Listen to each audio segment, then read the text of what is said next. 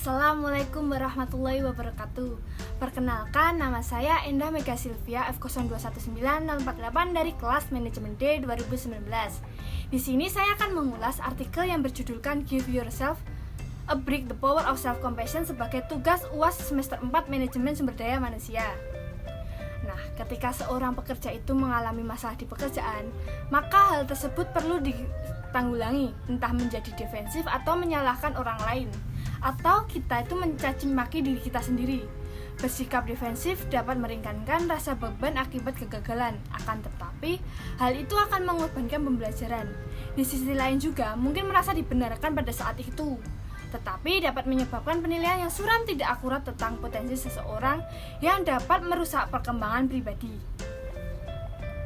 Nah, bagaimana jika sebaliknya kita memperlakukan diri kita itu sebagai teman dalam situasi yang sama? Kemungkinan besar kita itu akan bersikap baik, pengertian, dan penyemangat. Respon semacam itu dikenal sebagai self-compassion. Nah, kalian tahu nggak sih apa itu self-compassion? Psikologi menemukan bahwa self-compassion adalah alat yang berguna untuk meningkatkan kinerja dari berbagai hal pengaturan dan penuaan dan yang sehat hingga atletik. Untuk non-akademik, self-compassion adalah konsep yang kurang dikenal daripada harga diri atau kepercayaan diri. Self-compassion di sisi lain tidak melibatkan penilaian diri sendiri atau orang lain. Sebaliknya, ia menciptakan rasa harga diri karena membuat orang benar-benar peduli dengan kesejahteraan mereka sendiri dan pemulihan setelah kemunduran.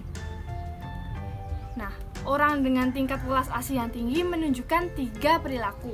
Yang pertama yaitu mereka baik hati daripada menghakimi kesalahan mereka sendiri.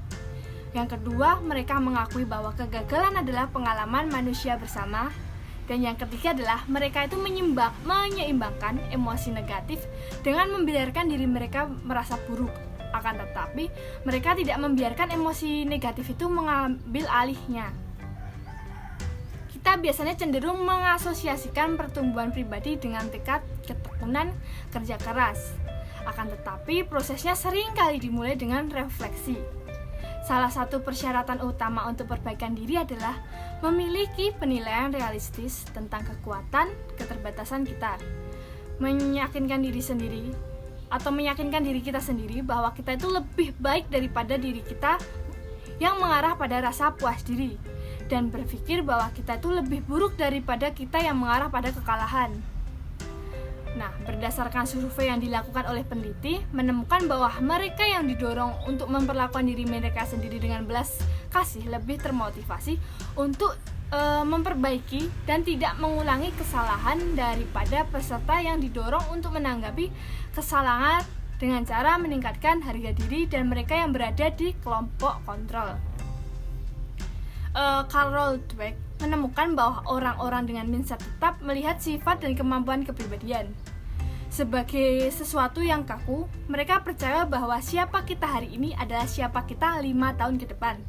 Sebaliknya, orang yang memiliki mindset berkembang memandang sifat dan kemampuan kepribadian sebagai hal yang kecil. Mereka melihat potensi pertumbuhan dan mencoba untuk berusaha dan berlatih serta tetap positif dan optimis.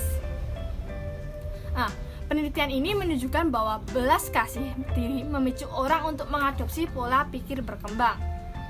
Nah, tapi bagaimana dengan perilaku yang sebenarnya? Menurut literatur ilmiah tentang mindset tetap dan berkembang, salah satu tanda paling meyakinkan bahwa seseorang memiliki mindset berkembang adalah kesediaannya untuk terus berusaha menjadi lebih baik setelah menerima umpan balik negatif.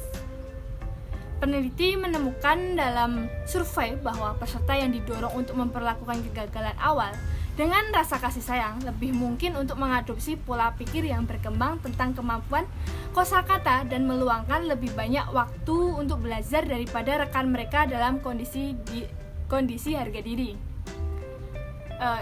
Yang pertama yaitu menjadi benar pada diri sendiri. Nah, self-compassion memiliki manfaat bagi tempat kerja. Hal ini dapat membantu orang tertarik pada peran yang lebih sesuai dengan kepribadian dan nilai mereka. Hidup sesuai dengan diri sejati seseorang atau keaslian menghasilkan peningkatan motivasi dan dorongan. Sayangnya, keaslian tetap sulit untuk dipahami. Orang mungkin merasa terjebak dalam pekerjaan di mana mereka harus menekankan diri mereka yang sebenarnya karena norma tempat kerja yang tidak sesuai seputar perilaku. Namun, self-compassion dapat membantu orang-orang untuk menilai perjalanan profesional dan pribadi mereka dengan membuat koreksi ketika dan di mana diperlukan berada dalam jenis pekerjaan yang tepat untuk temperamen dan wataknya. Dalam studi awal, peneliti menemukan bahwa variasi harian dan tingkat welas asih diri terkait erat dengan variasi dalam perasaan otentisitas. Pada hari-hari ketika peserta melaporkan lebih belas kasihan terhadap diri mereka sendiri dibandingkan dengan tingkat rata-rata, mereka juga melaporkan perasaan keaslian yang lebih besar. Apa yang sedang terjadi di sini? Memperlakukan diri sendiri dengan kebaikan, pengertian, dan tanpa penghakiman, mengurangi ketakutan tentang ketidaksesuaian sosial, membuka jalan bagi keaslian. Optimisme juga tampak berperan. Memiliki pandangan positif tentang hidup membuat orang lebih mau mengambil resiko. Faktanya, penelitian menunjukkan bahwa orang yang optimis cenderung untuk mengungkapkan hal-hal yang negatif tentang diri mereka sendiri. Akibatnya, optimisme meningkatkan kecenderungan orang untuk menjadi otentik terlepas dari potensi resiko yang terlibat. Bahasan yang kedua yaitu kepemimpinan turbocharged.